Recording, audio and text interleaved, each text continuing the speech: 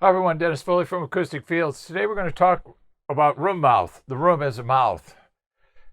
I want to try to impress upon you how important the room is to what you're hearing. So I'm going to use the example of the glass over a bug. I used to have a girlfriend that would see a bug and put a glass over it. So in a house that we were fixing up or remodeling or something, there were a lot of bugs, so there were a lot of glasses. But that's really what your room is, if you think about it. It's a container, and you're sitting inside the container.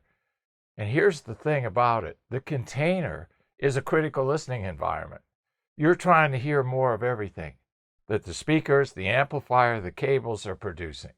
You want every dollar, every watt out of that amplifier, every resolution, all the low distortion, the damping for low end. You want all those things the engineer put into the piece of equipment to be heard, to be realized, right? It distorts everything in the room. It's the glass over the bug. So you're going to run out of oxygen eventually. And that's distortion. What's the first one?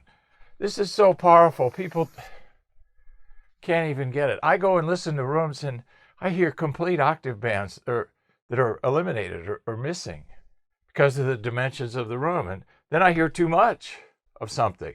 Exaggerate and attenuate. Gosh, this one is constant. You hear too much all the time of something. So, and then we got reverberation. We've got all these reflections. I always tell people every surface area, we do a lot of churches, so I tell people every surface area in a church contributes about 17% to the problem. But you got to do 51% surface area coverage to have an audible impact. So there's a critical mass thing that goes on. You have to cover so much before you hear, that it had an impact. And then you kind of keep your fingers crossed that that's going to work for you. If you need a lower reverberation time, it's more treatment, more cost, more space. So it's a balancing act. Speech and music, you can't hear either one correctly. Then we got that direct versus reflected energy syndrome. So we got left and right channels. We got that wanted direct energy, right? Straight line. But then we got all these reflections. And all these reflections have to be in a certain time window below the time signature of the direct energy, or you get phase. This is complicated. So you have to think through it. Then you have to have enough coverage on the sidewalls to get the primary, the secondary, and the tertiary reflections. There's three. We all know about the primary. Everybody talks about that. But where does that go? Because you don't eliminate it. It goes across to the opposite wall, becomes the secondary, and so forth and so forth. Floor to ceiling. It's the worst offender of all the dimensions in our glass. Because it's the shortest, almost always. Although we're starting to see some rooms with, taller ceilings than widths. Never lengths, but than widths. So we're starting to see a lot of that. So that's good. But that's the worst offender for low frequency pressure and reflections. Because the floor and ceiling reflections reach your ears before the sidewalls. People don't understand that either. They just step back and do a little calculating and treat, energy the way it's supposed to be treated. So you can't have phase with reflections at your workstation if you're a mix engineer or if you're a listener at the listening position.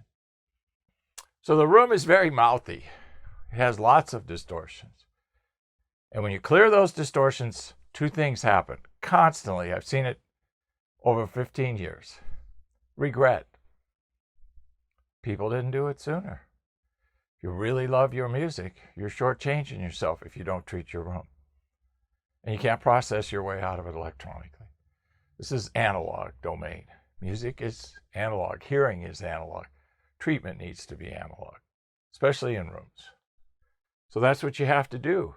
Or the second emotion is determination. Regret, determination. Regret they didn't do it sooner. Determination, they'll never not treat a room again in the future because they hear the importance. Room mouth. It's a mouthy little creature.